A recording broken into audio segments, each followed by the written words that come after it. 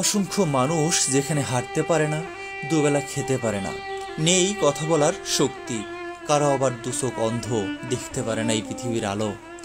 কেউ বা রিক্সা চালক অথবা ফুল বিক্রি করেই মিটাচ্ছেন পরিবারের মৌলিক চাহিদা, অথচ পেট পুরে খেয়ে দুচোখে দেখেও অসন্তুষ্ট প্রকাশ করছে আল্লাহর কাছে। একবার কল্পনা করে দেখুন তো, আপনি ওই রাস্তায় ঘুমানো মানুষগুলো থেকে কতটা ভালো আছেন। অল্পে তুষ্টি মানে আল্লাহ তাআলা যা দিয়েছেন তা নিয়ে সন্তুষ্ট থাকা, হারাম বর্জন করে হালাল জিনিসে পরিতৃপ্ত থাকা এবং অভিযোগ ও রাগ পরিহার করে অন্তরকে সন্তুষ্টি দিয়ে ভরে দেওয়া। জাগতিক বিষয়ে নিজের চেয়ে তুলনামূলকভাবে যার অবস্থা নিম্নমানের, তার দিকে তাকালে মনে প্রশান্তি আসে।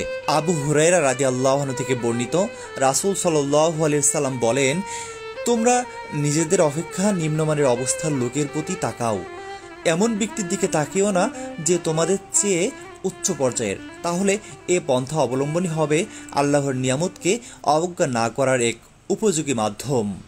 মুসলিম শরীফের হাদিস নম্বর 2963।